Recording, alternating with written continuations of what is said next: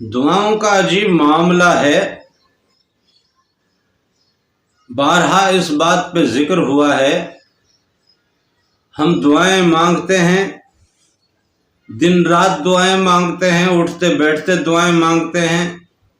جو لوگ نمازیں پڑھتے ہیں، نماز پوری ایک دعا ہے، رب سے کلام ہے، اور اس میں دعاؤں کا ایک لمبا سلسلہ ہے۔ اللہ کی تمہید ہے، اللہ کی تعریف ہے، اللہ کی کبریائی ہے، اور اپنی عاجزی ہے، اور اپنی عاجزی کے بعد اس کے حضور دعائیں ہی دعائیں ہیں۔ پھر نماز سے فراغت کے بعد بھی دعائیں ہیں، اور زندگی کا ہر لمحہ ہمارا دعا میں گزرتا ہے۔ اٹھتے بیٹھتے ہم کوئی نہ کوئی دعا ضرور کرتے ہیں۔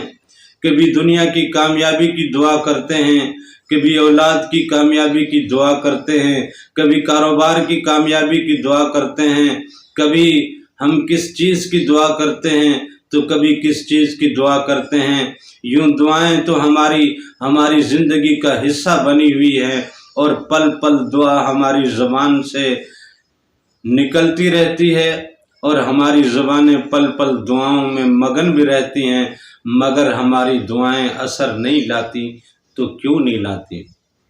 ذرا حضور نبی کریم صلی اللہ علیہ وآلہ وسلم کی ذات مبارک کا مطالعہ کیجئے۔ وہ جہاں اپنی امت کے لیے پریشان تھے، وہ اپنی امت کے لیے جہاں غم زدہ تھے، وہ جو اپنی امت کے لیے روز دن رات روتے تھے، وہ جو اپنی امت کے لیے اللہ کے حضور سجدوں میں بھی دعائیں کرتے تھے، وہ جو اپنی امت کے لیے قیام میں بھی اللہ سے گفتگو کرتے تھے، وہ جو اپنی امت کے لیے اٹھتے بیٹھتے چلتے پھرتے یہاں تک کہ وقت وداع آیا تو بھی اپنی امت کو یاد کرتے رہے، اور اپنی امت کے لیے اللہ کے حضور سفارشات رکھتے رہے، اس نبی کریم نے کبھی یہ دعا مانگی کہ یا اللہ میری امت کو گناہوں سے محفوظ رکھ؟ کیا یہ دعا مانگی؟ کیا یہ دعا مانگی کہ یا اللہ میری امت کو شیطان کے شر سے محفوظ رکھ؟ جب بھی دعا مانگی، امت کی سہولت کی دعا مانگی، امت کی بہتری کی دعا مانگی، امت کے چھٹکارے کی دعا مانگی، امت کی پارتیں کرتے رہے، امت کے لیے بار بار اللہ کے حضور درخواست کرتے رہے، مالک میری امت کا خیال ہو، یا مالک میری امت کے درجات کا خیال ہو، یا اللہ میری امت کا اس طرح سے بھی خیال رکھ، میری امت کا اس طرح سے بھی خیال رکھ۔ لیکن حضور نبی کریم صلی اللہ علیہ وسلم نے اگر ہمیں گناہوں سے بچنے کے لیے ہمارے لیے دعا مانگی ہے، اور ہم گناہوں میں مبتلا ہیں، تو کیا حضور کی دعا قبول نہیں ہوئی؟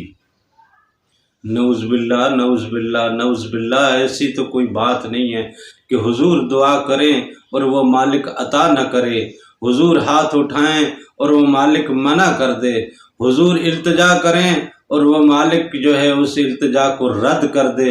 نعوذ باللہ، یہ تو ممکن ہی نہیں، یہ تو ہمارے ایمان کا حصہ ہی نہیں۔ اگر ایسا سوچ لیں تو ہم پھر مومن ہی نہیں، ہم تو اس کے امتی ہی نہیں۔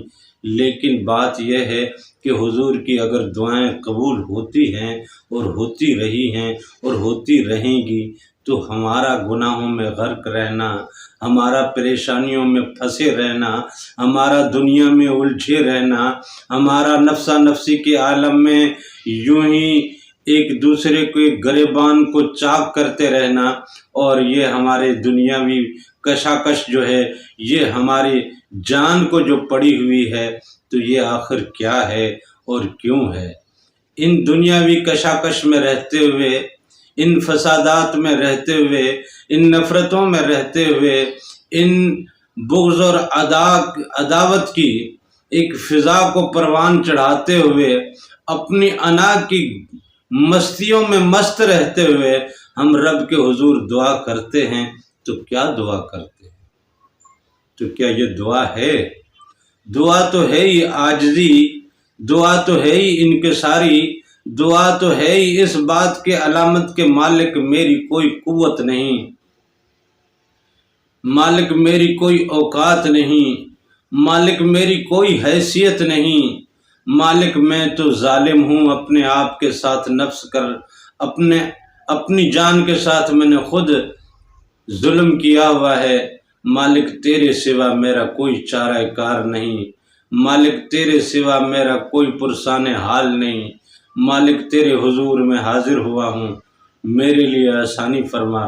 اس طرح اس انداز سے یوں اپنے آپ کو گرا کے اپنے من کو، اپنی سوچ کو، اپنی انا کو، اپنے نفس کو، اپنے حسد کو، اپنے غصے کو، اپنی تمام تر دنیاوی خواہشات کو یوں اپنی ذات سے پھینک کے اتار کے صاف کر کے اپنے آپ کو اللہ کے حضور عجز اور انکساری کے ساتھ پیش ہونا اور اس کے حضور سجدہ ریز ہونا، یہی تو معراج تھی۔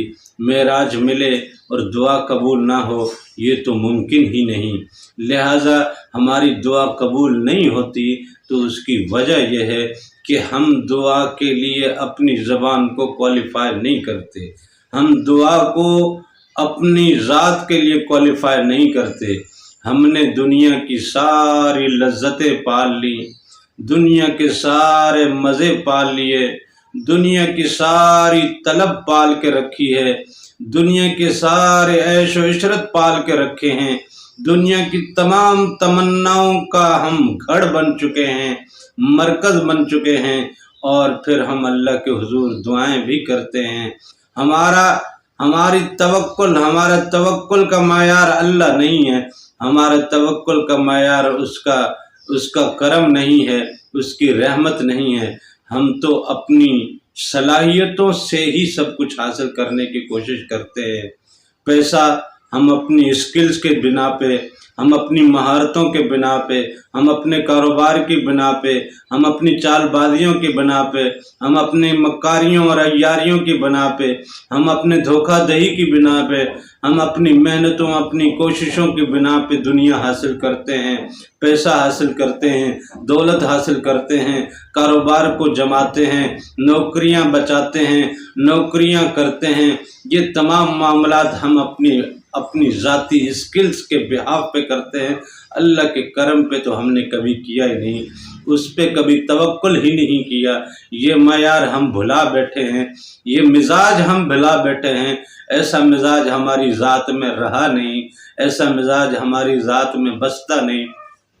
جب ایسا مزاج نہیں رہتا، ایسا مزاج ہماری زبان پہ، ہمارے خیال میں، ہمارے دل میں جگہ ہی نہیں کرتا، تو ہمارے الفاظ کو کوئی اہمیت ملے تو کیوں ملے، اور ملے تو کیسے ملے، اور ملے تو کب ملے۔